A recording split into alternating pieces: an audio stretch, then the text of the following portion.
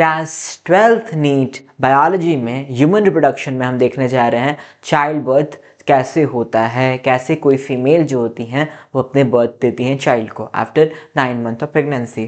ठीक है, तो ये क्या है आपका, ये देखिए कैसे ये जो है आपका चाइल्ड जो है वो निकल रहा है, आपका जो डायलेशन हो गया है बर्थ कनाल का, उससे क्या हो रहा है आपका चाइल्ड निकल रहा है। ठीक है, और इसमें क्या होगा, कॉन्ट्रैक्शन होगा यूट्रस में, इससे चाइल्ड बाहर निकलेगा, फिर ये अम्बाइलिकल कॉर्ड निकलेगी, फिर जो प्लेसेंटा निकली है ये भी क्या होगी, डिटैच होकर बाहर निकलेगी। ठीक है, ये प्रोसेस क्या होता है, कैसे होता है, इसको हम लोग देखने जा रहे हैं। चाइल्ड बर्थ का प्रोसेस क्या होता है, कैसे होता है, देखने जा रहे हैं। इसे हम क्या बोलते हैं, पार्चुरेशन। इसे हम क्या बोलते हैं, पार्चुरेशन बोलते हैं। ठीक है, पार्चुरेशन किसको, birth of baby, birth of baby. ठीक है, मदर अपने विल से बच्चे को पैदा नहीं करती है, बच्चा ही डिसाइड करता है कि मुझे पैदा होना है। कैसे भैया, वो हम देखते हैं।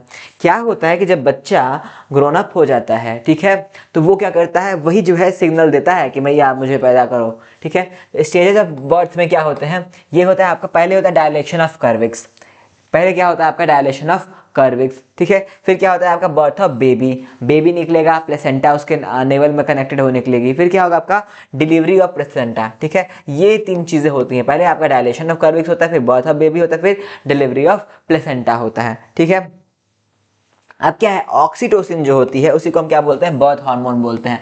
यही क्या होगा आपका, कॉन्ट्रैक्शन करवाएगा, आपके यूट्रस का कॉन्ट्रैक्शन कौन कराता है, कॉन्ट्रैक्शन ऑफ यूट्रस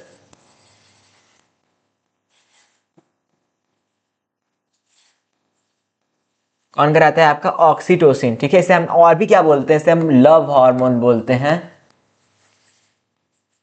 या मिल्क लेट डाउन हार्मोन।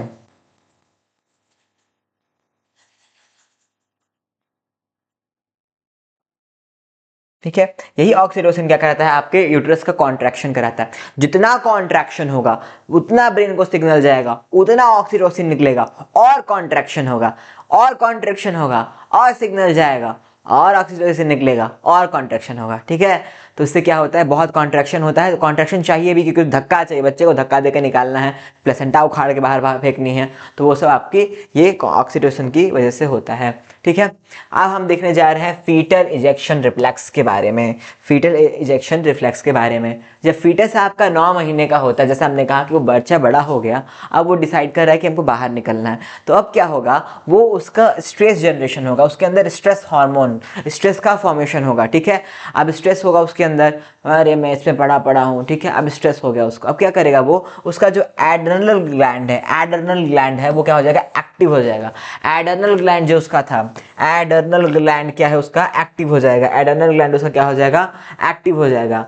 उसका जो एड्रेनल ग्लैंड है वो क्या होगा, एक्टिव हो जाएगा। एड्रेनल ग्लैंड कहाँ पाया जाता है, किडनी के ऊपर पाया जाता है। ठीक है, अब वो बच्चे का तो देखो हमने पढ़ा है ना, गैस्ट्रेशन में पूरा पढ़ा था ना कि बच्चा पेट में होता है तो क्या क्या डेवलप हो जाता है।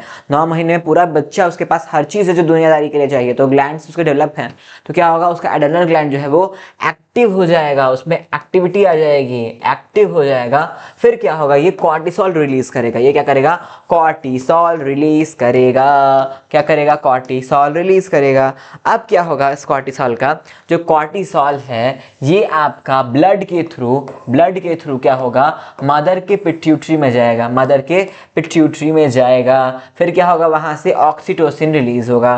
क्या होगा, वहां से ऑक्सीटोसिन रिलीज होगा। ठीक है, अब ये जो ऑक्सीटोसिन है आपका, ये जो ऑक्सीटोसिन है ये क्या क्या काम कराता है, ये आपका जो मायोमेट्रियम है उसका कॉन्ट्रैक्शन कराता है। ठीक है, मायोमेट्रियम क्या होती है आपकी, endometrium, myometrium, perimetrium, middle layer जो है आपकी यूट्रस की, उसमें क्या कराता है, ये कॉन्ट्रैक्शन कराता है। कौन, ऑक्सीटोसिन। ठीक है, ये बर्थ कनाल जो है आपकी, बर्थ कनाल का डायलेशन सबसे पहले होता है, तो बर्थ कनाल का डायलेशन कौन कराता है, ऑक्सीटोसिन। ठीक है, वाटर ब्रश जो है आपका, एमनियोटिक जो आपका एमनियन है वो क्या होगा, उसका भी ब्रश कौन कराता है, इसका ऑक्सीटोसिन कराता है। ठीक है, ठीक है, पहले तो वाटर ही ब्रश होता है, पहले वाटर ब्रश होता है, फिर बच्चा निकलता है, फिर अम्बाइलिकल कॉर्ड, फिर प्लेसेंटा निकलती है। अब जो है बर्थ कनाल का डायलेशन में रिलैक्सिन हार्मोन भी इंपॉर्टेंट आता है काम, रिलैक्सिन हार्मोन भी क्या आता है, काम आता है। ठीक है, रिलैक्सिन हार्मोन कहाँ कहाँ से निकलता है, तो ये आपका ओवरीज भी, ये आपका प्लेसेंटा जो है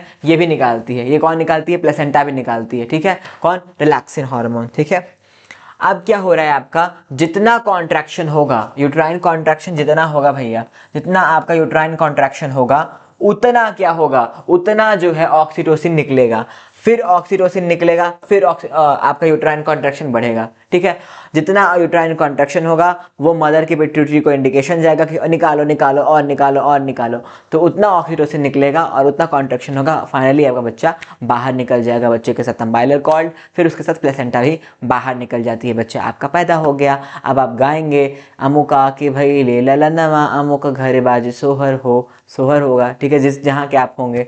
ठीक है, आई होप आपको ये समझ में आया होगा। नहीं समझ में आया होगा प्लीज़ दोबारा देखिए, फिर भी समझ में नहीं आया तो कमेंट सेक्शन में पूछ लीजिए।